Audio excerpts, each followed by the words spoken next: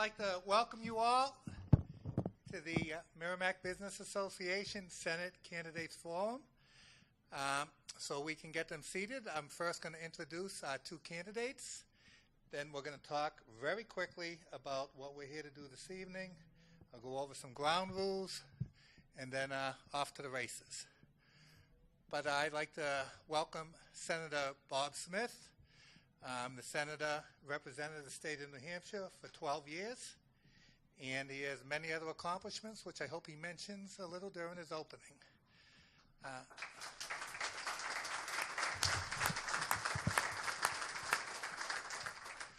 Senator Jim Rubens has been a senator in Concord. He's also a well-accomplished businessman in the area, and again, he has many other things that I hope he gets to mention during his opening statement.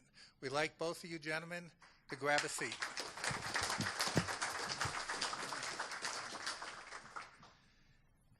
Okay, I'd like to start off very quickly by saying that I'm being told the air conditioner has been turned down and hopefully we'll get some relief. Okay, with that being said, I'd like to welcome everyone for coming here this evening. I call this a pretty good crowd on an 85-degree night in the summer. There's just a lot of people here, but there are just a couple I would like to recognize if I can. We have the former dean of our House representation in Concord, Bob LaRue, who served us for close to 20 years. I'd like to recognize Mr. LaRue.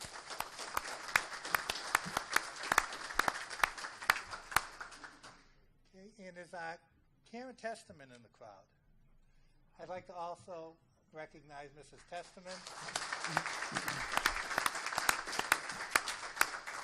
She has a lot of supporters here, and we really appreciate her being here and everything she's done to help the people of New Hampshire. Thank you. A few more quick ones and we'll go. Just want to also introduce Chris Buda, who's the head of the Republican Committee in town, and Gary Krupp.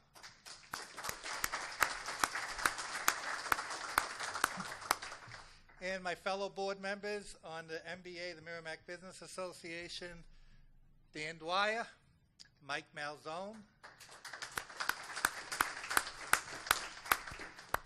Phil Strait,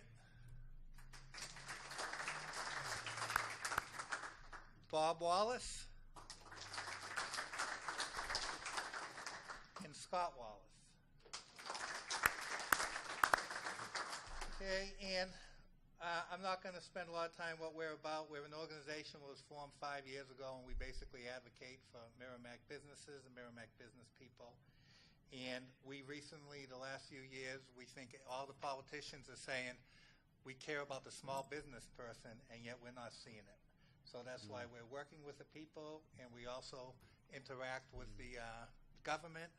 We also have a great partnership with the town of Merrimack. We put on Merrimack Rocks, an event that had almost 10,000 people last year, and we're out there trying to work with the community. Tonight, we are not here to talk guns. We are not here to talk personal freedom. We're not here to talk social issues. As individuals, we would all probably love to have put some of those questions on, but we're a business group, and we're here because we care about American taxpayers, American businesses, and America's future, our children. And these two gentlemen very likely could play a major role in the future, and we want to know what they stand for.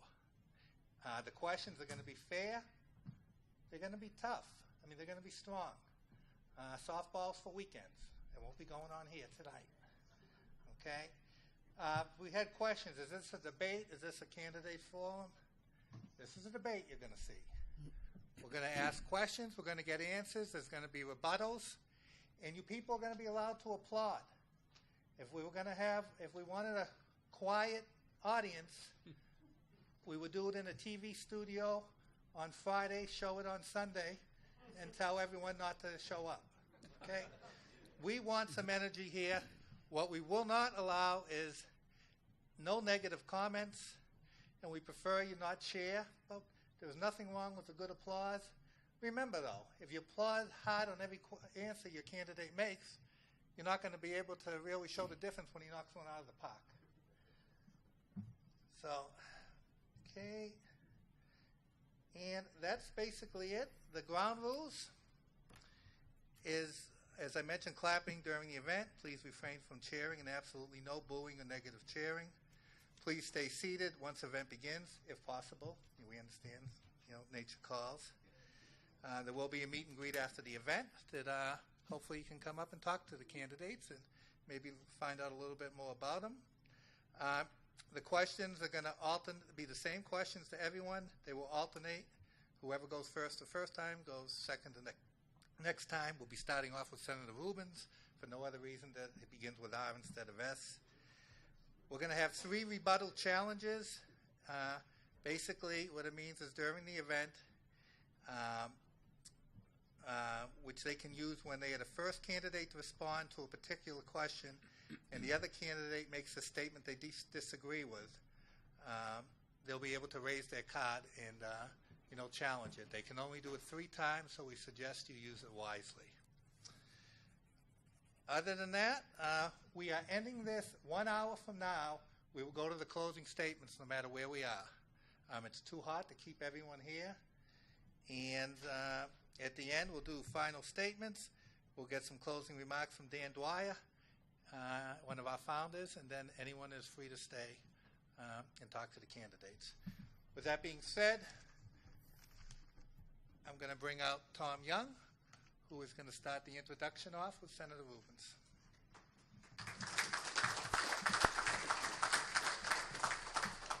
Dave, thank you. One of my proudest achievements is that I vote in every election, so all of you feel free to emulate that behavior.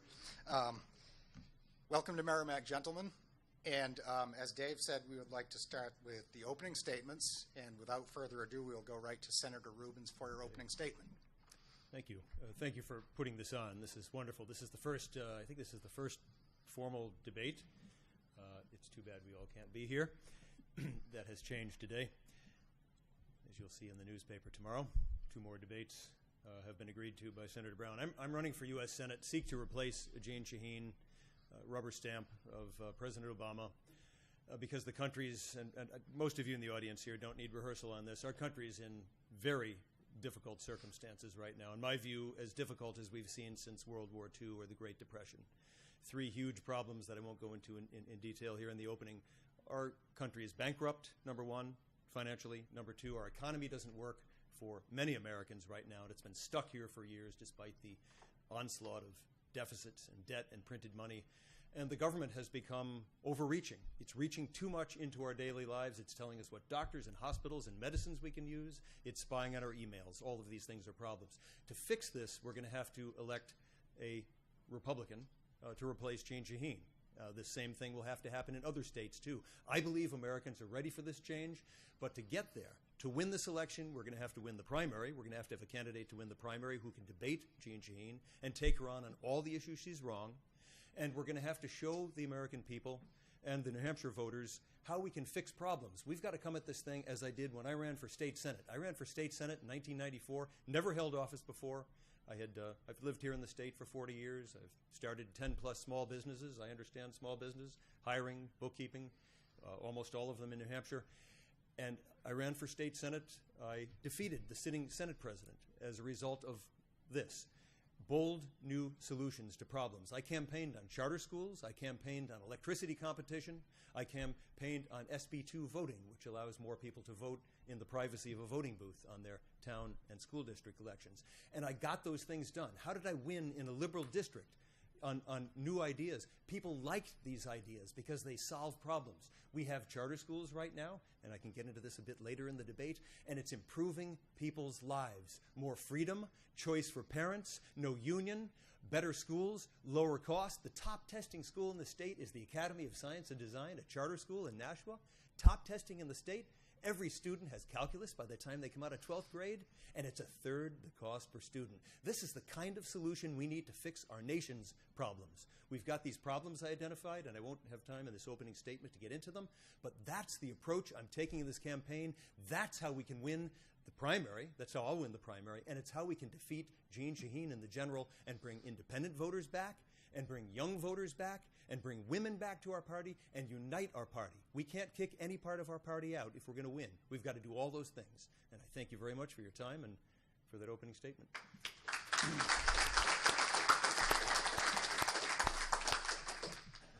Thank you, Senator. And Senator Smith, we would like your opening statement. Well, thank you very much, and thanks to the town of Merrimack for sponsoring the event. We certainly appreciate it. I was going to say before Scott agreed to 2 more debates that what does the California condor and have in common with Scott Brown? They're both endangered species, but now looks like he'll be back and getting into the fray here.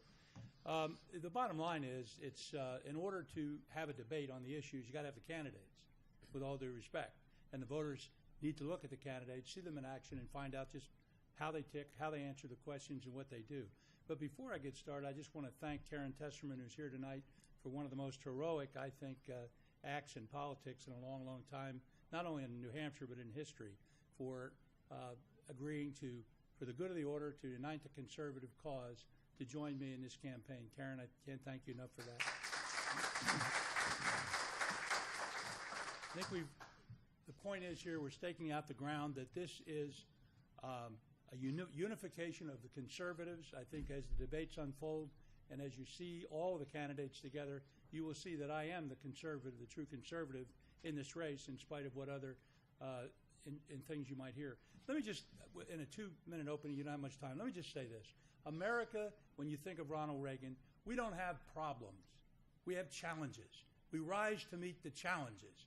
It's not about tinkering with something. It's not about going in and messing around with numbers. It's rising up and saying, enough is enough. We're going to deal with these challenges. That's why we scaled the cliffs of Dover, the cliffs of Normandy, and why we took the Nazis and drove them drove them back to Berlin where they belong. It's why we survived the Depression. It's why we went to the moon. It's who we are as Americans. So they're not problems, they're challenges, and I'm ready to rise up to meet those challenges, because when we do and if we do, we will then be the generation that saved America, which is what I want to be remembered as, not the generation that lost it. Thank you.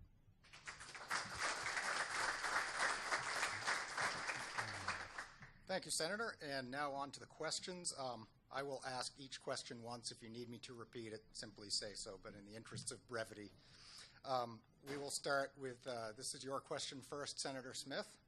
According to the latest polls, there are 3 front-runners for the Republican Senate nomination. What are the major differences between you and the other 2 candidates? Oh, we got 3 front-runners? Oh, that's good. That's good. That's what the polls say. That's good. Yeah, well, be careful of polls anyway. If I'm behind or ahead, I look at them the same way. I don't trust them. Polls are, as we found out in Virginia, don't always tell the truth, as we both know.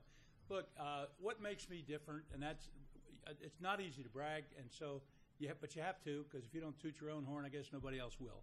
I'm a proven conservative. I've had an 18-year record in Congress of showing you I could do it. I'm just not talking the game. I've done it.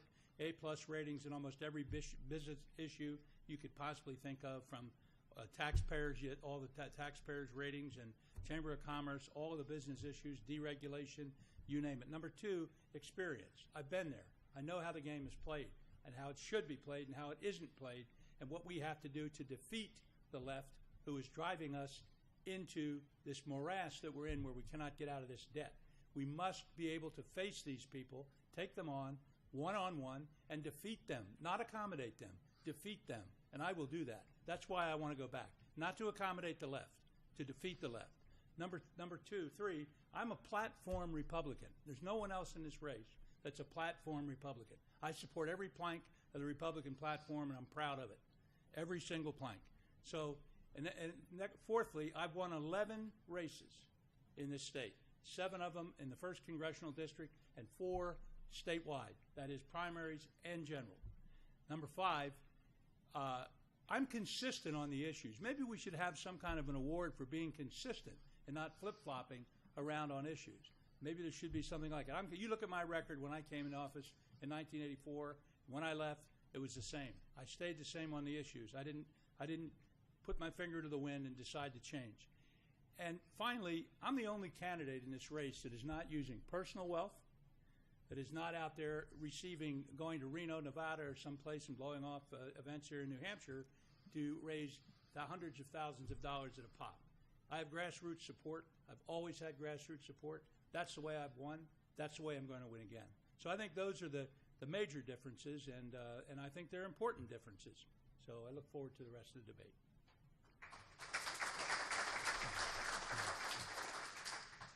Thank you, Senator. Your question, Senator Rubens. As I mentioned, I've lived here in New Hampshire for the past 40 years, and you get anchors, you get roots, you understand the differences of the different parts of the state when you live here. So I'm the candidate, and as I mentioned, I've been in small business for that entire time. I have served in public life for 20 years here in the state, continuously in a variety of ways in the state Senate. I chaired the state's GOP platform committee, so I'm familiar with platforms also, and brokered the platform that we now have, basically a much more detailed platform before I came on, so that individuals in the House and Senate can be measured as to the extent they actually vote according to Republican principles. I'm not a career politician. I'm coming back from the private sector to do this. I'm not looking to extend a political career. We've got an incumbent on that who is into political careerism. And the trouble is when you get in Washington too long, you get separated from the people. That's one of the problems we got to face. I'm bringing positive solutions to the table. There are a lot of occasions when our U.S. Senator is going to have to vote no on stuff. Our country's bankrupt, and it's going to be required that we vote no on spending that increases the deficit. Those are no's. But to win elections and to actually turn the country around, we're going to need to bring positive solutions out to the people that actually fix things. How are we going to turn the economy around? You'll hear that as the debate goes on. How are we going to turn the economy around? You've got to take these ideas. They've got to be explained to folks. You've got to sell them. I chaired the Granite State Coalition Against Expanded Gambling for 10 years, and I know there are differences of opinion on that, and I beat 100 to 1 I was outspent. For 10 years running, they couldn't believe I defeated them. 10 years running, I did that by explaining the issue to people, uniting people, bringing them together. I'm uniting the entire Republican Party. We've got to have conservatives and Tea Party people and Liberty Republicans and moderates. All of them have to be united in our party for us to win. And I have the resources. Obviously, the anointed candidate, who we've been both referring to, has his Wall Street money. He voted for the Dodd-Frank bill. I'm certain we'll both mention that. And he's being rewarded. He was rewarded to the tune of $30 million in Massachusetts because he voted for Dodd-Frank. He's being prospectively rewarded here, we think. So we have to have, and I have the resources to compete against that. And it's necessary. It's sad. Our campaign funding system is this way now. And it gives me the ability to do what has to be done to have a fully staffed, fully financed campaign. So I'm not a career politician. I'm bringing positive ideas to the table to solve problems, uniting the entire party, not kicking parts of the party out. And I thank you for your time again.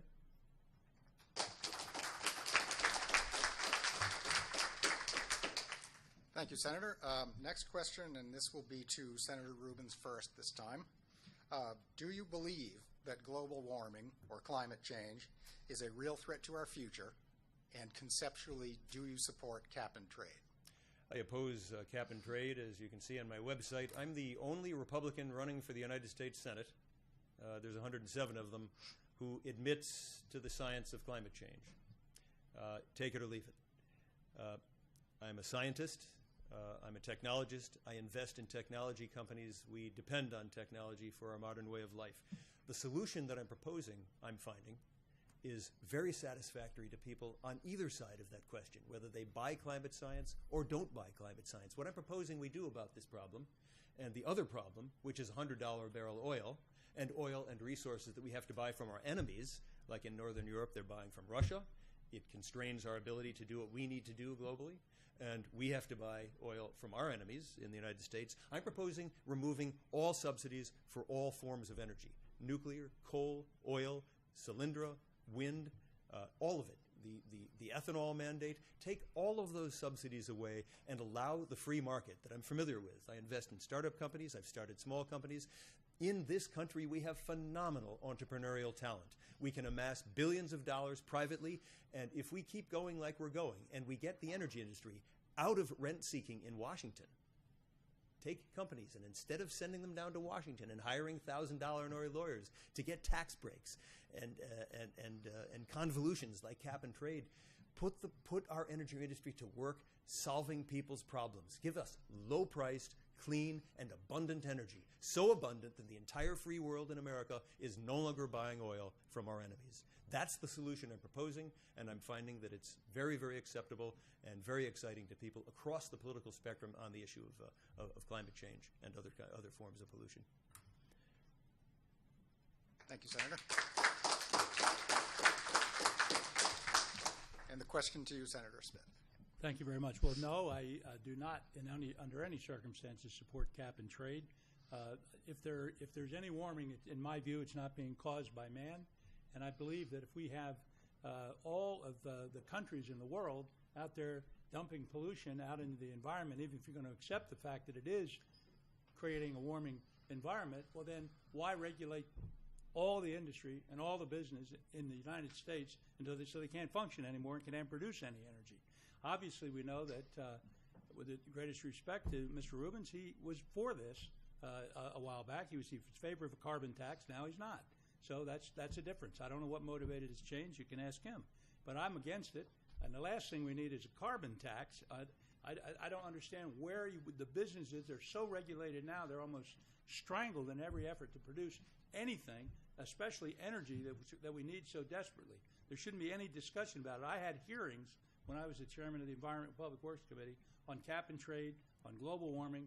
I went down to Woods Hole in Rhode Island and visited there. There's no evidence that man caused this. You can't find a scientist who will say it. So why are we talking about it? Why are we regulating our business while our business is out of business while China goes ahead and does what it does and pollutes day after day so you can't even breathe the air? So, look, this is an important issue.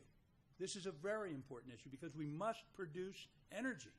And you can't produce it by even talking about strangling them with more regulation. For heaven's sake, it's basic. It goes to the security of the United States. We need oil, but we don't have to get it from the Middle East, which is now an issue where we can bring our troops home. For goodness sakes, let's understand, turn the free market loose. Let them produce the energy that we need. Get away from this talk about a cap and trade and all these nonsensical regulations that force businesses to almost shut down. They can't even produce it. And finally, and I know this for a fact because I had hearings on this too, the technology is so good and so fast. When you let the economy, let the private sector work, we're outstripping the need for even to consider any kind of regulation like that.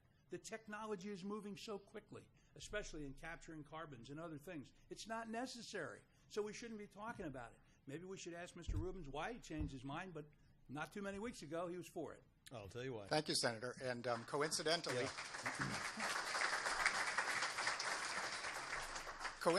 we do have our first rebuttal challenge in effect by Senator Rubens. Remember, each of you gets 3, and you have 2 left. Yeah. I have abandoned an idea that I had in the past because it's dead on arrival politically. I'm a problem solver. We've got a problem with $100 a barrel oil in this country. During our heyday in this country, we had $20 a barrel oil during the period between about 47 and 1972 before the first Arab oil embargo. And it was a fundamental part of why this country was incredibly prosperous. This $100 a barrel oil we have right now is punishing us in New Hampshire. We're losing $2 billion a year bleeding out of New Hampshire because we don't produce oil or natural gas or coal in this state. Everything that we use on that front, we send that money out, and with it goes jobs. So my past solution to that problem and the climate change problem, which I don't deny, I agree it's a scientific reality and a problem, supported by almost a bevy of conservative economists. And the proposal that I had is a revenue-neutral tax swap, reducing taxes on payroll, jobs, and capital investment, and replacing the lost revenues on those taxes with a carbon tax. That was my idea. Swap 2 taxes. Every economist that had looked at it said it would grow the economy and create an investment boom in our country that would last about 30 years as a result of that. The idea was dead on arrival. I found that the Democrats have taken the issue and they've turned it completely partisan, and it was a no sale among Republicans. I'm a problem solver. I had other ideas like this when I ran for the state Senate. If you have candidates that knock every idea out of the box and squash it before it can even be examined, you're not going to have bold new ideas. This idea did not work, so I've replaced it with an idea that I think, which is removing all energy subsidies to solve the problem. I believe in the private sector. As I say, I'm an investor in this stuff. And I believe that that will solve the problem. And I believe that it will get enough support from Republicans and Democrats, and it will free our energy economy and get us out from under $100 barrel oil and get us out from buying oil and other resources from our enemies. I should say one more thing. Senator Thank you, Smith, Senator. Senator Smith, you did vote for and support a cap and trade bill. No, I did not. Senator, we have to move on to the next question in not the interest vote of In brevity. 2002. I did not vote. Okay, for cap and trade. gentlemen, we have to move on to the next question. Produce the documentation. I did not. Senator Smith's question first. I thought I had a response. No response, so a response. One challenge per question, unfortunately, only to the respondent going first. The Shaheen-Portman energy bill recently suffered a setback in the Senate. Would you have voted for it in the form in which it was presented? If so, why? And if not, what elements do you oppose, and what might you add, Senator Smith? Well, no, I would not have voted for it. It's a typical example of an overreach of the federal government. It sounds good.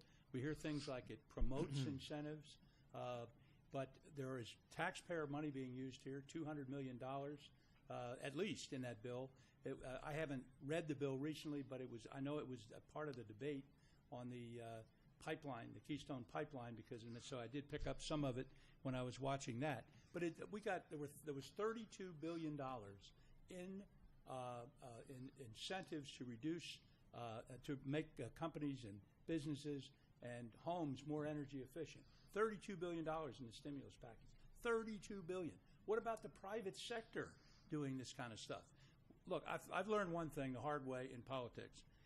A program that starts on a voluntary basis suddenly becomes a mandate, and not too suddenly. It comes pretty darn quickly. It sounds good on all this stuff, but if you really look at this kind of stuff, and I don't know if it's in this one, but it was a similar bill where they would say, okay, if we could just put these energy incentives in the homes when you buy a home, well, then we can let the person pay a little bit more because they can afford to pay it because they're not going to waste as much energy. So now we're going to put people in houses that they can't afford to pay for. I mean, look, if the air is coming through your window, close the window. You don't need the federal government to tell you to make your business more energy efficient. It's exactly what's wrong with this country. This kind of stuff, I'm telling you, I've seen these debates on this, and no disrespect to Mr. Rubens. He believes what he believes, but I don't know what he believes on this issue. I take that back. But the point is, we cannot continue to pile on more and more regulation on every good-sounding bill that comes down the pike. It's absolutely ridiculous. This is not the federal government's responsibility. It's the state and the businesses to do it. Bring the private sector in, compete, create energy efficiency. I don't know anybody that wants to spend more money on energy. I turn my heat down when I'm not using the business I'm in. So I mean, what the heck? That's the way it is. So we don't need a federal government program. It's costing millions of dollars in taxpayers' money. And I know it sounds good. Oh, energy efficiency bill sounds wonderful. They all sound good, but watch, read it, and find out what's in it. Unfortunately, Nancy Pelosi didn't believe in that.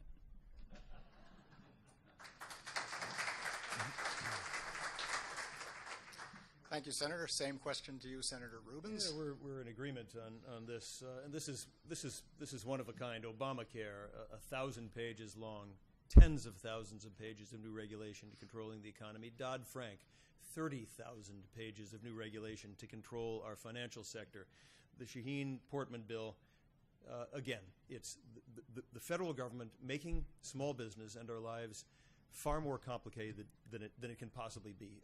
Here are some things that are in the Shaheen-Portman bill. One of them is a voluntary building efficiency standard, $200 million to incentivize localities to adopt a voluntary energy code for buildings.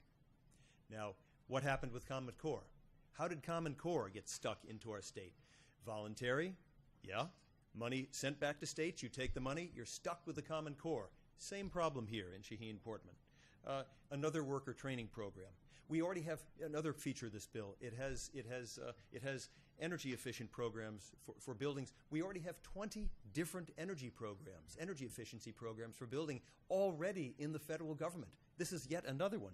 It has another big dollop of corporate welfare. Corporate cronyism is in its advanced manufacturing provision, where companies are given money, companies that can afford the $1,000 an hour lawyer to get to Washington and get the contract, can get money to make their factories more efficient.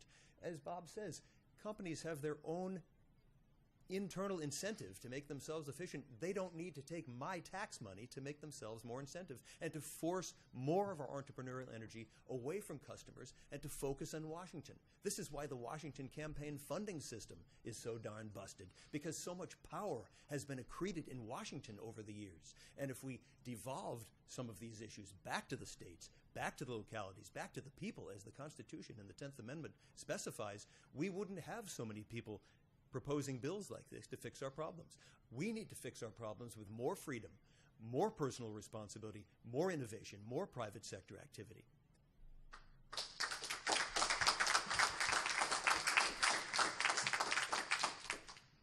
Excellent, and no need for rebuttal there. Moving on, next question to Senator Rubins. What are your thoughts on a flat income tax across the board? It's one of my 5-point programs to fix our economy. They're structural things. I'll just go through them extremely quickly. We're overregulated, vastly overregulated. Our energy costs are too high. Our currency is at risk. Our health care costs are too high, and Obamacare makes them go even higher. And we need to fix our tax code. Our tax code is a thicket of complexity. It is forcing. You see in the newspaper over the past few months, you see companies moving to Europe to escape our high tax rate. We have got to reform our corporate tax code and our personal tax code.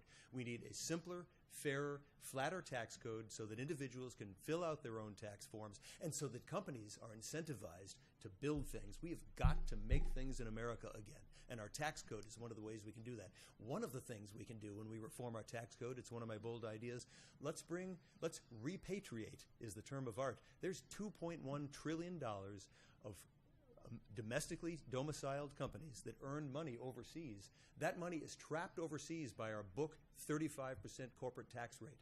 Let's reform that so that $2.1 trillion private sector stimulus comes back to our country. We experimented with this in 1986. It worked. We can bring 3/4 of that money back within 2 years by reforming our tax code. Private sector, 2.1 stimulus, build new factories, more jobs, more dividends paid on your retirement accounts. This is the kind of reform that will stimulate our economy. So yes, absolutely. Simpler, fairer, flatter tax code.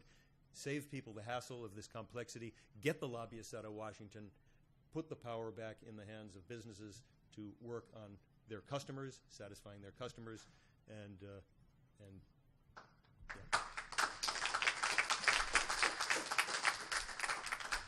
I don't really see any disagreement here. I agree with Jim completely. I would just add a couple of points, which I'm sure he would agree with as well. President Obama has said that he wants to hunt these people down like dogs who are taking this money and taking it offshore to try to make a living so they wouldn't be regulated to death, this $2.5 trillion or whatever it is. I say, hey, give them tax amnesty, bring them back, incorporate, put it into the job growth and promotion, and bring them back, bring it on back, Apple and some of these companies that have done this. Show them we care. Show them we want to deregulate. Show them we want to give them the opportunity to produce more. So, and the only danger of, and I support a flat tax or any simplification of the tax code. It's so complicated. The thing you have to be careful of with it, though, once you start, and if Rubens or myself put in a bill to have a flat tax, then everybody's going to be looking for exemptions. Well, let's take out. Where's the cutoff on food? Poor people have to eat. They have to buy food. Everybody has to buy food. Everybody has to buy clothes. What about the mortgage exemption? So it's going to be a tough sell to get people to understand that to simplify the tax code is going to be a big change in how we do business. You know, if you don't take the money out of your pocket in the first place, you don't need an exemption. I mean, hello? I mean, don't take my money. I like it when people say, I'm getting $1,000 back from my income tax. Well, they got your money. Of course you're going to get it. I hope you get it back. I mean, come on. This is the mindset that we have to deal with. So I think I think it'll be fun if we get a chance to talk about this. One of us or whoever gets a chance to talk about this against Shaheen, because I don't think she agrees with us.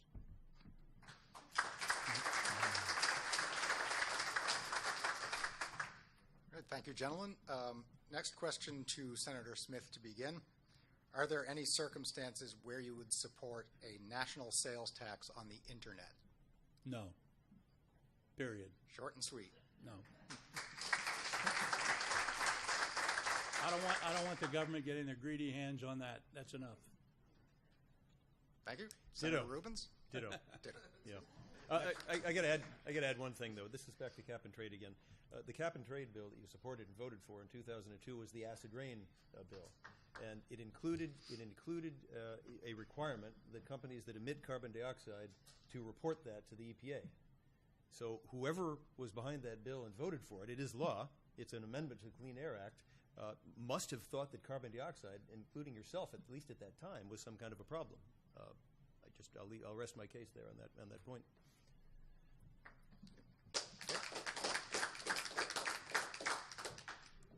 Thank you, Senators. Next It's not question. cap and trade, by the way. But It was called the cap and trade. It is cap and trade, and it Okay, next question. This one's all right, let's go. this one's a bit of a mouthful. So, the Affordable Care Act, and this question, by the way, to Senator Rubens to start. The Affordable Care Act, as currently written, has major financial impacts on both small and large businesses, as well as individuals. It has also allowed many people with pre-existing conditions to acquire individual insurance, either for the first time or at a much lower rate than was previously possible. Question, do you favor repeal of the current law?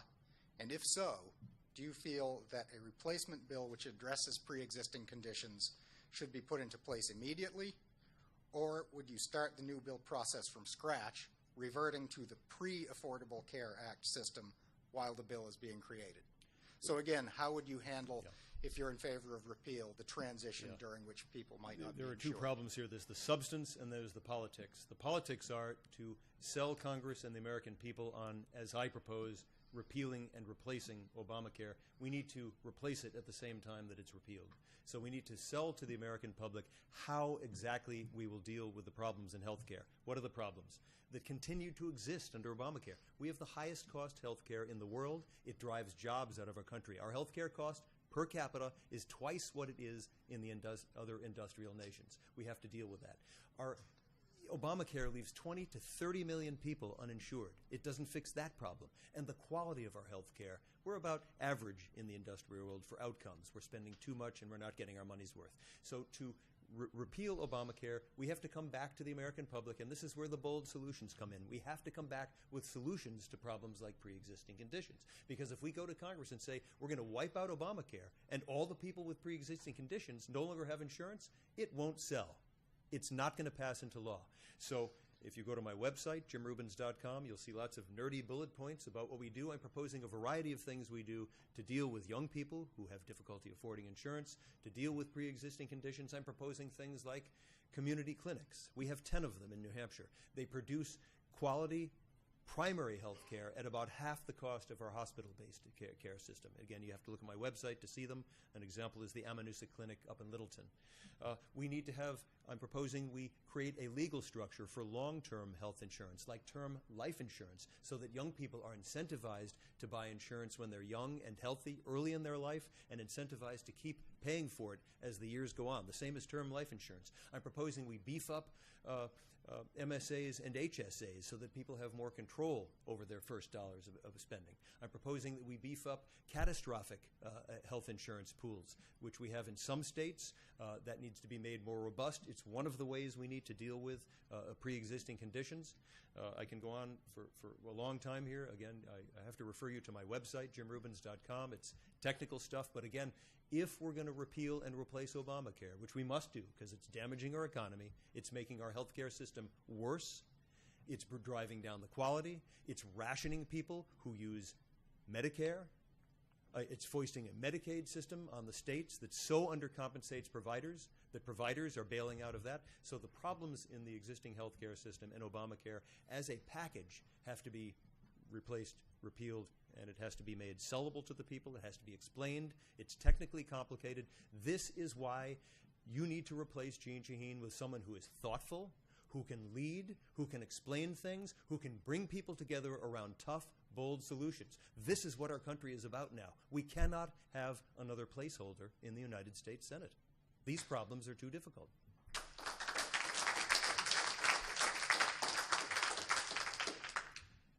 We certainly agree on this one, on the Affordable Care Act. It must be repealed, completely repealed. I call it Obamacare, which is a better term, I think. There are things that we have to cover. We have to take care of. Pre-existing conditions is one of them. Certainly, medical savings accounts, as Jim's already mentioned. When the guy gets a question that we both agree on, it's hard, no sense in repeating it all. But the truth is, there are people that are really hurting. And we have the current United States Senator went on the floor of the United States Senate and lied. I mean, I don't know how else you can say it. I mean, she said you can keep your doctor if you want to. Well, that's very nice, Jeanne. Thank you. What's next? Can you keep your religion if you want to 25 years down the road? How about how many children you have? I mean, I don't know where this goes. This is a very slippery slope. People are hurting. They've lost their jobs. They've been forced to go on the website, on the Obamacare website, and try to find insurance that they can't find. It's the same price. It's 3 or 4 times higher than they paid before, and the deductible is higher. This is outrageous. I mean, and I know we both agree. We're both going to repeal it if either one of us is elected, and we're certainly going to certainly vote to appeal it. And again, it takes 60 votes to do it. And I wish, sometimes it's nice to be a dictator, but if you're a benevolent one. But in this case, we can't. We've got to get enough people to agree with us to do this. But I know for a fact, and I know we've all been out there, both of us, and we've talked to a lot of people. And there are people who genuinely are really scared about this. I mean, I talked to a guy the other day. He said, for 40 years I paid my health insurance. 40 years. They like me. I like them. And now they tell me I can't have it. And I can't get it on there without paying 3 or 4 times as much. What am I going to do? I'm almost 60 years old. What am I going to do? He can't pay it. He can't afford it. So he says, well, I'll just pay the fine if I get sick. And guess who enforces the fine? The IRS. Lois Lerner, who just took the Fifth Amendment, and then on top of that lost 2 years of records. I mean, we can make fun of this, but this is what's happening in our country, ladies and gentlemen. We have got to get a handle on this. And I'm sorry, I'm not going to be a placeholder. Anybody that thinks Bob Smith's going to be a placeholder, I'll sell you a bridge in Arizona that leads to the Pacific Ocean. I'm referring to a different candidate than you. I agree. I'll think Okay, I'll take your word on that. Thank you, gentlemen. Moving on to the next question. Lead with Senator Smith this time. What do you think can be done with our import-export laws and policies to benefit American manufacturing? Well, clearly, what's happening now in our country is we don't produce anything anymore. We've become a service nation. Manufacturing has been driven offshore, and if you can't manufacture in the country, you can't export. I mean, you got to produce stuff to export and sell it. We're playing games with the Chinese now, who are trying to undermine our currency, along with the Russians. Don't be surprised in the next 25 years or so if we don't do something about it. You're going to have the yen or the ruble as the world currency instead of the dollar. I mean, this is serious business. The Chinese buy not all, but a large portion of our T-bills, so we give them favorable treatment. Obama's been doing it now for years. And so we need to address the issue of manufacturing, stop over-regulating business so that they can't produce anything for a reasonable price. And so there you go. Walmart and other companies will go buy their stuff from China because it's cheaper, because they produce it with cheap labor. But we can compete in a free world, in a free market, We're as good as anybody. But we got to have the fair market. It has to be fair. The rules have to be fair, and they're not. And that's what I think the issue is. So look, deregulate, lower the corporate taxes, eliminate the capital gains tax completely. There shouldn't be any capital gains tax. Get rid of it, and deregulate things like Dodd-Frank that's a financial services thing. There are plenty of other regulations that are forcing businesses to really literally shut down, let alone produce and export anything. They can't even operate.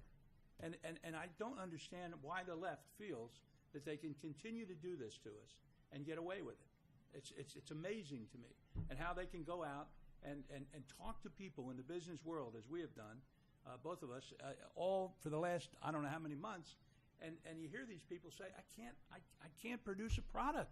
I can't get out from under the regulations. I can't make a profit, and I want to produce. I want to sell. I want to get stuff out there so we can export it and make money. So look, we got a big problem here, a big challenge, if you will, and we need to deal with it. And those are some of the ways that I would do it: reduce the taxes, reduce corporate taxes, eliminate the capital gains, deregulate, so forth.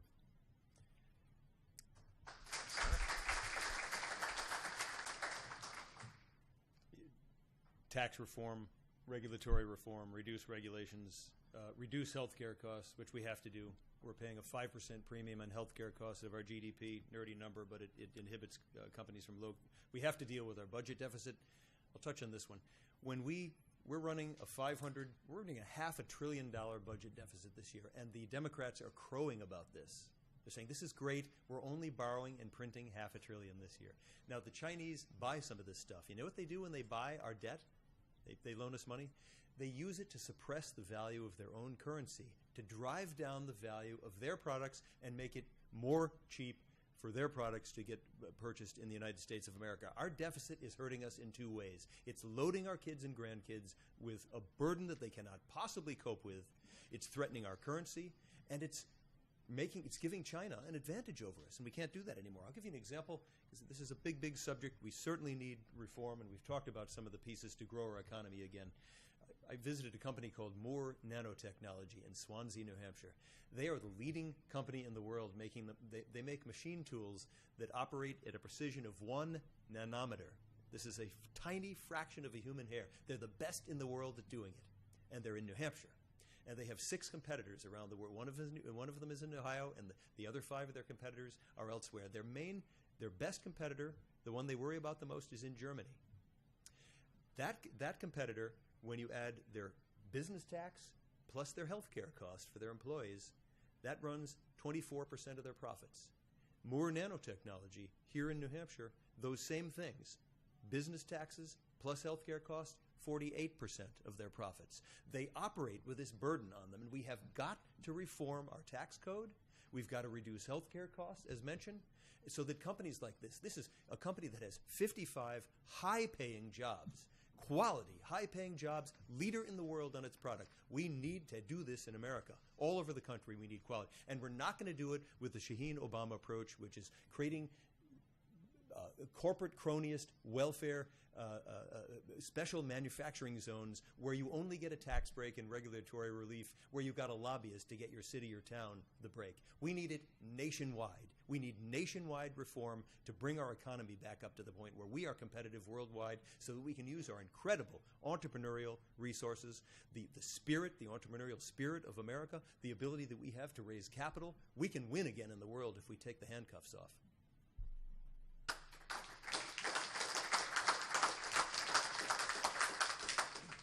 Thank you, Senator. Next question to you first, Senator Rubens. In the fall of 2012, the Merrimack Business Association sent out questionnaires to several hundred small businesses in the area. One of the questions was, what do you think the biggest reason that new businesses fail is? 45 of 79 respondents listed the government, whether IRS or another government agency, as the reason. Question, what ideas do you have to convert government from an enemy of business to a friend of business? It boils down to something pretty simple, and government has got to become simpler, and it's got to delegate more of the tasks of regulation back to the people whose lives are being lived. The concept of the federal government running our lives and micromanaging every aspect. I had one of my most recent businesses was a restaurant that my wife and I ran a few years ago. And this is the State Department of Labor required, this is the state issue, but it's the same kind of problem. The State Department of Labor required us to have a 20-page safety document, custom made for our particular restaurant. Otherwise, they would come in and shut us down, okay? We don't want slippery floors in our restaurant, okay? I don't want people falling down. I want my restaurant to be clean. I want my food to be safe. I'm incentivized to do that on my own. And if we delegate all those tasks to the federal government, a small business, and we're going to come back to Dodd-Frank again. We come back to Dodd-Frank that both Shaheen and Brown voted for. Brown brags about being the 60th vote to pass. Oh, he's proud of it, to pass Dodd-Frank. It's written by the Wall Street banks. The Wall Street banks are bigger than they were before the meltdown. The taxpayer is still on the hook when they go under, and they go under every 10 years because they're wild and crazy, and we're on the hook for it. And it's hurting New Hampshire small business. And I'm in those small businesses. I talk with them. I've been campaigning for a year. It's hurting these small businesses because they can't cope with the 30,000 pages of regulations. I met with the chairman of one of our small community banks yesterday. I was sitting down. He was telling me about Dodd-Frank. He used to have 1/2 of a compliance officer for his small bank. Now he has 2 full-time compliance officers and a $60,000 a year compliance consultant. And they don't do him any good because his bank, they lost no money during the Great Recession. They didn't cause the meltdown. And Dodd-Frank burdened on our small business economy. And it's not just banks. First-time home buyers can't get loans anymore. Small businesses cannot get loans anymore. So we've got to have a government that is tuned to the needs of small business. We're a small business state.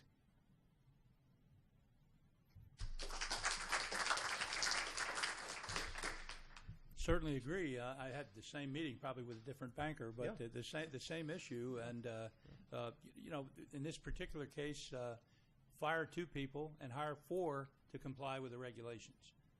4 new ones that have to do something else other than what happened with the 2 people who were fired. It goes back to what Ronald Reagan said. The worst words you could ever hear is, "I'm from the government and I'm here to help." And it's true. I mean, it's really hard to go out and speak to people. I mean, it's one thing to sit in front of a group like this and talk, because we know you all understand what's going on, and we're preaching to the choir when we tell you this, which makes us somewhat feel guilty. We know you know what the problems are.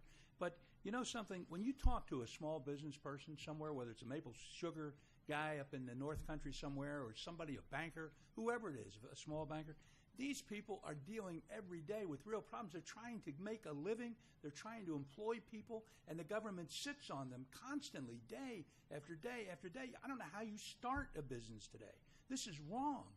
And we've got to get to the bottom of this. We've got to stop it. And I'm sorry, but Republicans are guilty of it. I'm sorry he's not here, but he could have come here and defended himself, and he's not here. Scott Brown said, I proudly, as Jim said, I proudly voted for Dodd-Frank. He was the deciding vote in the U.S. Senate. He crowed about it. He was one of only 3 Republican senators. We're not making this up. We're not making it up. And I mean, honestly. and so this is what gets me sometimes in trouble with people in the Republican Party. I'm not going to tell you if Republicans are wrong. I'm going to tell you they're wrong. He was wrong. Damn it! I mean, come on. I sat in meetings in the United States Senate, and poor Ted Stevens isn't here to defend himself. He was killed in an airplane crash a few years ago, but he'd tell you if he was sitting here. He used to pound his fist down on a table in these conference committee meetings. He'd like that, and he'd say, I get $180 million to study the northern lights of Alaska, or whatever they called it, and if I don't get it, the meeting doesn't start. When I get it, sit down, and we'll divvy up the rest of the pot. I saw it happen. That's what happens if whoever said laws and sausage, if you saw both how they were made, you'd be sick. You would. I'm telling you, it's not pretty. And we need to change it. But you're not going to change it by electing Republicans like Scott Brown who are going to kick the can down the road and pass on more debt and build up more and more regulations and taxes and spending. We've got to stop it. And you do it one way. You defeat the people in the Republican Party and in the Democratic Party who are doing it to us. Period. We did it in Virginia. We can do it here.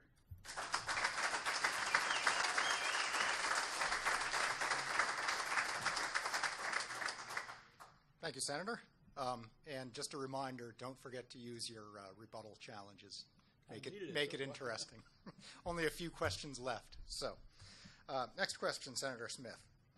What are your thoughts on the federal minimum wage, and do you feel it needs to be raised? The federal government has zero responsibility in determining what some employer decides to pay his employee, period. What if, I hope everybody in here making $10 an hour goes outside and makes to $100 an hour. I mean, if we're going to raise it, why don't we raise it to $1,000 an hour if we're going to tinker with it? Come on. This is exactly what's wrong with America. Let the free market determine. If Burger King's paying $10 an hour to some kid and McDonald's is paying $10.50, go down there and work at McDonald's and get the higher wage. This is competition. This is America. We don't dictate how much employers pay employees. Now, I know it's a political expedient thing to say, to be a little nervous. Well, you know, people are hurting. Look, come on. If your son or daughter is working at McDonald's or some fast food place, we hope they're going to maybe rise up the rung there, or perhaps go somewhere else. But maybe they're making a little extra money for college. But it's the employer and the employee who determine that, and nobody else. I will not support any increase in the minimum wage mandated by the federal government. But I certainly would hope that the wages go up, because we get the tax burden off the businesses, so they can make more money, so they can pay their employees more. You want the federal government to have it? You want the federal government to have it and more regulations and more money? You want your employees to have it? And you talk to any employer, and he'd tell you the same thing. Cut my regulations, get the government off my back, and let me produce what I can produce, and I'll pay my employees more. Thank you, Senator. Senator Rubens? Yeah, more tinkering by the federal government in the affairs of the private sector are not called for here. But again, we have to come back, and this is where communication is required. We have to come back to the American people if we're going to win the general election. One of us is going to win the primary, and then we have to defeat Jeanne Shaheen. And they're going to be telling people that the government is here to raise your wages. We have to rebut that. And if we're accused of being heartless and not being concerned there's about a fifth of the people who earn minimum wage who really are under financial pressure. About 4/5 are not. They are second earners, they're family members, they're teenagers. We have to address that approximate 1/5 of people who are under very serious financial pressure. Bob mentioned some of the things we need to raise wages. If we had a stronger private economy and more money flowing into the profits of businesses, they would be able to pay people more. So that's a part of the solution. But we also have an extremely inefficient welfare system in this country, and we're not going to get rid of that overnight. When you look at our welfare system compared to that in Europe, more of our welfare dollars are fragmented through sticky bureaucratic fingers, which is one of the problems of our federal government having so many. We have 57 different worker training programs at my last count, and the complexity of these programs flowing down through the states and then down to local government sometimes and down to the people wastes an extraordinary sum of money. So we could take our existing welfare system that helps people who are earning minimum wage, who might need there are various kinds of help that we do want to provide in a caring society. We are not going to eliminate our safety net here in this country, but we need to make a far more efficient safety net that costs less money by reducing the insane fragmentation and complexity of our program, more like Europe does. And for one example, just send the money straight to the person instead of these complex systems. And it saves money, gets more money to the person who needs help, shows our heart, and cuts taxes and cuts spending all at the same time. So we've got to come back when problems like this are brought to us during debates in the general election. We cannot come across as heartless. We've got to show that we care about people, that we want a safety net that works, and that it's going to work more efficiently and save money and deal with our budget deficit all at the same time. And this is somewhat similar to my charter school bill. Higher quality, lower costs. We need to show Americans how Republicans can do this. And that's what I'm about. All right. Senator Smith is using his first rebuttal challenge. You have 1 minute, Senator. It's not really a rebuttal, just an addition. I think what we need to understand here is we need a little truth, if you will, truth in lending. Tell the American people the truth instead of playing games. I mean, Jim just talked about sending more money down the stream. Look, it's your money. They take your money away from you. Leave it here. I don't want to send it to Washington and have them streamline it back. I want to leave it here. I'll tell you what's heartless. I'll tell you what's really heartless is when you tell somebody, whether it's a woman who can't have the same doctor she had while she's pregnant again for her third child, she's told she can't have that doctor or go to that hospital that she went to. That's heartless. let me tell you something. And when you tax a business so much that they cannot pay their employees a fair wage, that's heartless. Let's put the heartless where it belongs. It's not on us. I'm not appearing heartless. I want the people to understand that what's heartless is what they're doing to us on the left. They take our money. When they take your money, they control you. They take your values. They take everything. They control you. Here's your money back. We now have your values. We now have you eating out of our hands. You, Merrimack, we're going to take this money. We're going to give you all this money to set up this nice highway or to maybe a special program in school. And then after 4 or 5 years, we're going to take it away from you. And then you're stuck. And you have to be weaned off of it. We need to explain this to the American people. And I know we're not going to win the left on this. That's why we defeat the left. Let me go back to my point. Beat them. Do not sit down and talk to them and accommodate them. Go out, have your debate, take your vote, and if you lose, get back up off the floor, and tomorrow we have another election and we get enough votes to win. People have heard me say this, so I apologize for those who've heard it. I used to debate Ted Kennedy all the time on a number of issues. He'd call me at 10 o'clock at night. He'd say, I'm going to kick your tail tomorrow on the floor of the Senate, but would you mind telling me how long you're going to speak? Because I follow you, and I want to plan my day. And I said, sure, I'm going to speak for 30 minutes or whatever. But when I'm telling you, when you debated the guy, he stood for something. And the squishy middle does not get the job done. You've got to stand up for what you believe in. Do not leave your principles at the door. So when I'm talking to people in business or anybody else, even the left, I'm going to say, you're the heartless ones. I'm not the heartless one. I don't want to appear anything. I want you to stop being heartless. I want you to stop taking the money from these people so that they can't pay these businesses so they can't pay their employees. And that's the right approach. That's the American approach. And that's what we have to do. It's an educational process, and we're not doing it because we're playing and tinkering around in the middle. It's one thing to reach across the aisle. It's another thing to race across the aisle and embrace them. When's the last time you heard the left come over our way? Never. Have you heard it? Remember when Roberts messed up the Supreme Court, messed up the decision on Obamacare? Oh, he was praised. He was a wonderful man. Oh, what a wonderful man he was. He was wrong, but he did it.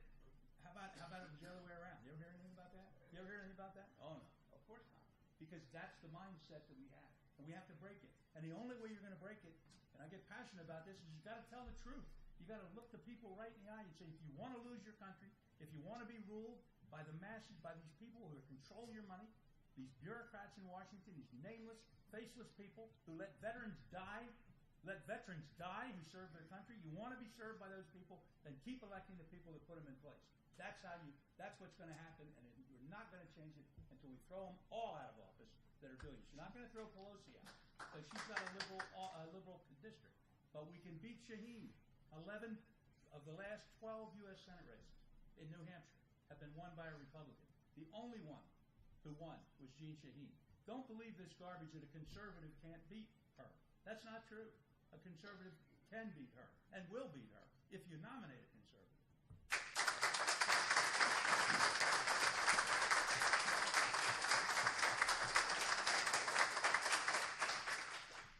Thank you, Senator. Now, a question to Senator Rubens. On a more personal level, what is your greatest accomplishment as a public servant?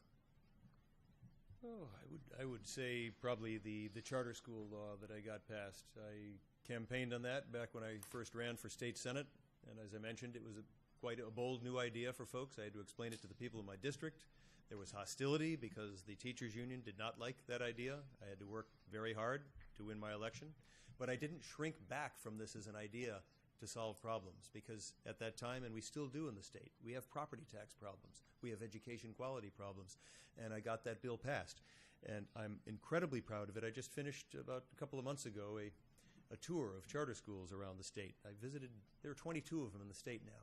They're all different, and I visited probably 2/3 of them over about a month and a half period of time.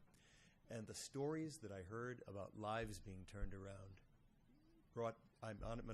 they brought tears to my eyes. The kids, school after school, kids who were bullied, kids who were failing, kids who had given up on their lives, kids who thought that their school didn't care about them because they wanted to excel in some area. There was nowhere for them to go, and they became bored and began to become troublemakers. Story after story of these kids' lives turned around.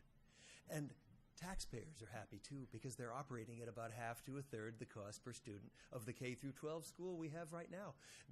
And I'm tremendously proud of this because of the fact that this is a core conservative principle: freedom of choice for parents, diversity in the school system, nothing top down, no imposed curriculum. Some of these schools are buying their books on eBay. They're operating in school buildings that voters have said these school buildings are no good anymore. We've got to build a new one. They're operating perfectly happily in these old school buildings. And the teachers are happier. The parents are happier. The students are happier.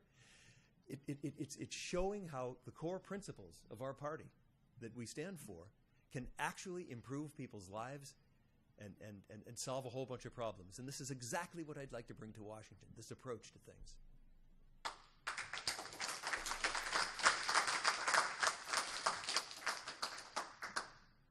That's a very good question, and one that we all think about. Clearly, on the personal side, briefly, I know it wasn't about the personal side, but the fact that you're, that 48 years of marriage and 4 grandchildren, 3 children, 4 grandchildren. So those are things that really matter. Mike, not far enough. Those are the things that really matter, and when you finish, when you lay your head down at the end. But I would say that. When people come up to you after the number of years of service that I've had, constituents, various people that say you changed my life, or maybe when I was teaching and they say you turned my life around, things like that, those really have an impact. And I know that, what is this, not working? Oh. I'm sorry. There we go. Apologize. And let me start again. Well, the people that you help that don't believe in government, they don't think that you can do anything good, and you do. One of the things that I worked on was for years was the POW issue. I mean, I remember a case, just to use an example of it, this is an amazing story, and I'll make it very brief because we don't have much time. But this was Massachusetts. A person called me. They found an airplane that had gone down in World War II. And they had never found the bodies. And this gentleman called me from Massachusetts, and he said, I've called both of my senators, Kerry and Kennedy, and neither one of them will help me. And he said, I know you've been involved in this issue. Could you help me? I said, well, what is it that I can help you with? And so he said, could you come down and see me? So I'm in the New Hampshire Senator. I go all the way to Massachusetts. Down, I talk to this guy. The bottom line is they found the airplane, but it was in a country that was not friendly. It wasn't friendly to us. Not that they were unfriendly, just didn't want us to go up in the mountains and get the wreckage. So I went directly. It was Bill Clinton's person, too. I went directly to the guy, the head of the POW office. That's just ridiculous. Get a party in there, go get this guy, bring his remains back. And they did. So when they came back, they asked Kerry or Kennedy to come to the funeral, and neither one could do that. So I went to Massachusetts and to go to the funeral. And when I got there were 4 sisters of this guy. I kid you not, 4 of them. And you would have thought the guy died yesterday with the tears and the emotion, and they were only going to give him 1 flag. They couldn't give him 4 flags. That's the military rule. We all know that. So I said to one of my assistants, go out quickly and get 4 more American flags. And I presented 4 flags to those people, and they never knew the difference, that you were only supposed to get 1. And those are the kind of things that you think about, in the end. Those are the things I'm the proudest of. And so that's I think, if I have to put anything on it would be that, because there's so many families that deserve answers on what happened to their loved ones, and they're not getting them from their own government, and that's wrong. And so I was proud. I wasn't 100% successful, to say the least, but I gave it the best shot, and I'm proud of it.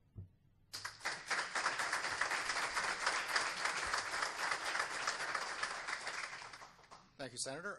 Final question to you first, Senator Smith. We're not writing eulogies here, but how would you like to be remembered? Well, let's not make it too soon, for one thing. I think what I said before, I certainly, as a good father and a good husband, and after 48 years, my wife still loves me, I think. She says she does.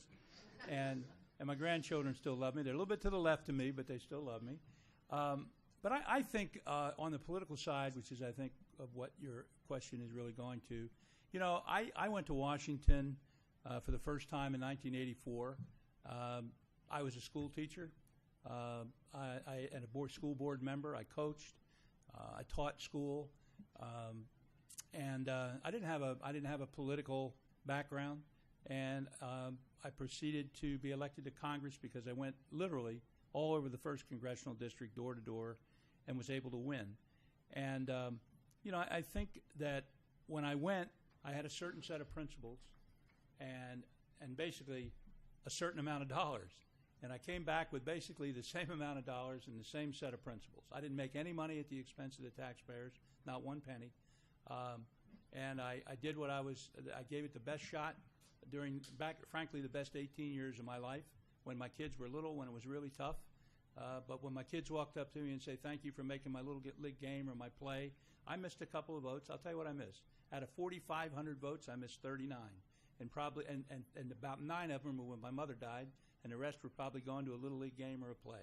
So, that's what it's all about, and that's what I'm the proudest of. The fact is, I think I can say that I gave it a good shot. I gave a good service, and I want to do it again because I believe that we need help. The country needs help. I can do it again. And if you look at, I didn't go into the lobby wheel that Jim mentioned a few minutes ago, where you accept all these super high-paying lobbying jobs. Believe me, they're out there, hundreds of thousands of dollars. I didn't do any of that. People say, well, he went to Florida. I did. I laid on the beach and read John Grisham novels. It was fun, But we're not going to save America doing that. I didn't go to a lobbying firm. I came back with the same, what I had when I left. I made a little money on my house that I had to buy in Virginia, damn little. But that's it, and I'm proud of that. So that would be it. That'd be the legacy I'd like to have people say about me.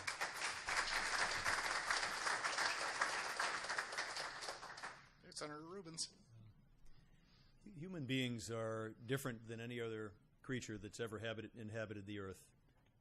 We're a very special species. And what I would like to be remembered for are things that people probably won't associate with me individually, because what makes us incredible as a species is what we give to the people who come after us, living a life by example. And it can be very small things. It can be things like holding the door for someone, and you might not ever see them. It might be looking someone in the eye as you're walking down the street, someone who might be having a bad day, looking in the eye and just uplifting them very slightly. You might not ever say anything to them, but that can turn someone's life around at a particular moment in their life. And I've found that to be true in people who've come back to me and said things like this. So what I would like to be remembered for is having our human beings be better than we were. Each generation being more noble, more caring, handing on more riches of knowledge and of technology to the people after us, so all of us can have a better life. And it's not something that you get for yourself. It's not something that people say, well, thank you for doing that for human beings. We do this stuff. The stuff that really matters is the stuff that no one knows who did it. It's the sum total of all our actions that come together that make this better world. And when you're serving in office, or when you're walking on the street, when you're sweeping a street, it's the same thing. You're trying to, in everything you do, always thinking. I follow the life of Jesus myself, and I try to make something better in a very small way. Most of it is unnoticeable. Most of it doesn't accrue to me as a person. But that's what I'd like to leave. I'd like to leave everyone with a thought that that's the way that we can help solve our problems in the country. And it's not by law. It's not government that tells us to do this. It's deep inside our nature that tells us to do this. And I hope.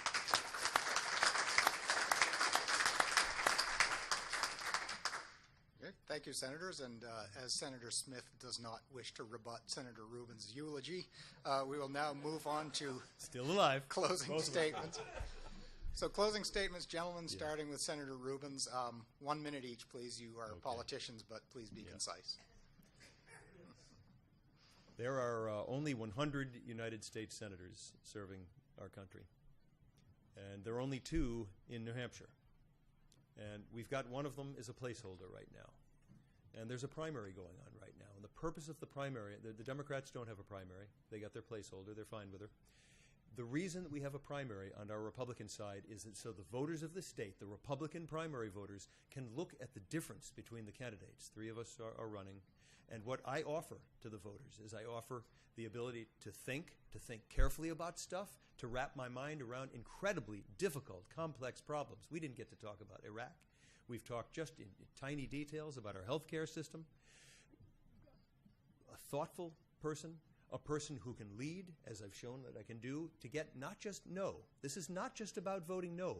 And again, as I said in the beginning, this is going to be necessary, but moving our country forward, and it's going to require getting to yes on some stuff.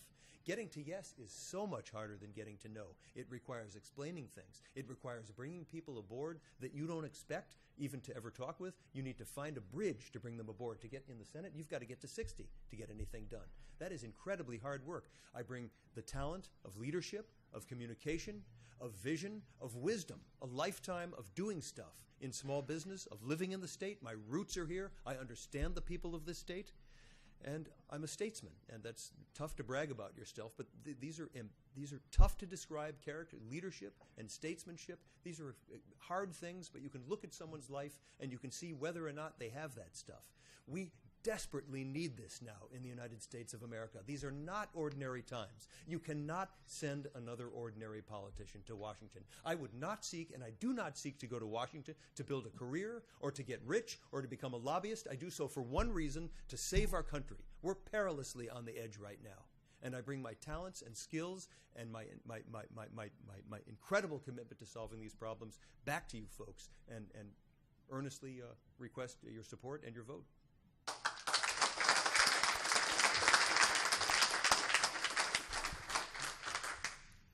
Well, my grandfather used to say, and yours probably did too, you guys, I know you're going to ruin the generation. It's just the world. You're just going to destroy America, you guys. You young people are really something. And, but today, it's true. It is true. People are saying they're afraid of their government. They're literally afraid of their government. When you hear about people being harassed for their beliefs, their political beliefs, when you hear about spying on American citizens, when the government takes your money and then uses it to take your freedoms away. This is serious business. And there are three groups of people that we owe the saving America to. One is the founders, or the founders. Or I guess is the founders. You cannot underestimate what they did for us. They didn't do it. They didn't do it to have us just walk away from the situation we're in and let this country go down the drain. Believe me, the history is there, folks. No country has lasted as long as this one, or what maybe a little longer. Rome did, but every one of them has failed. I don't want that legacy. The second group are those people who fought and died and bled for this country for centuries, decades, to save it, to keep it free, and finally, for your posterity, for your kids, for your grandkids. I don't want to look them in the eye. I don't want them to read 100 years from now, hey, Granddad, he was there when we lost this country. I don't want him to read that. I'll be darned if I'm going to let him do that. That's why I'm back. And I mean what I say. And I will not, under any circumstances, cave on the principles that we need to stand up to save this country. And we need to stand up to them, folks. We need to stand up to them because they are under attack at every level. Federal, state, local, everywhere. Your values are under attack. Your principles are under attack. You can't even say things, and you're under attack. You can't even speak freely. It's awful, and we need to do something about it. And that's what I intend to do. That's the reason I'm running again. I don't cast any aspersions on anybody else. I know what I've done. You know what I've done. Have I made mistakes? You bet. Anybody that hasn't, sail the stone up here, and I'll try to miss it. Look, we can change this country. We can change this country, but we don't change it by trying to say, well, let's just accommodate these people. We got to get this. They're wrong, and we're right. It's that simple. They're wrong. Here's what it is. If you put me up there on the stage, like we're sitting here with Jean Shaheen, first thing I'm going to do is turn to her and say, Jean, you are wrong. You're a nice person. I like you. I don't have anything personal against you. And the worst thing we do is get angry at our opponents. Don't get angry because they believe in what they believe. Are you going to change your views? No. I'm not going to change mine. I'm not going to change my position on life, on guns, on regulation, on the fact that the Republican Party, conservative Republican Party, is the best party to govern our country. I'm not going to change my position, and I don't expect her to change hers. So point out to the American people where she's wrong and beat her and beat more of her all over the country so that we can get control of the Senate again. And that's what I'll do. I promise you, if you put me there and let me debate her, the people, I'll guarantee you this. At the end of the debate or debates, whatever we have, you'll know where I stand and you'll know where she stands. And you can take your choice. But if you blur it in the middle, if you put somebody in there who is not a principled conservative, you will lose. And because you will not show the difference between the two sides. We must show the difference. We have to lead. Leadership, there's a price for leadership, a big price sometimes. It's not always just putting your finger to the wind and saying, okay, this is the way we're going to go because that's what the people want. Sometimes you have to lead and say, you know what? We have to go this way. You need to listen to me because we need to follow. You need to follow because this country's in bad shape. So give me the opportunity and I won't let you down. Thank you.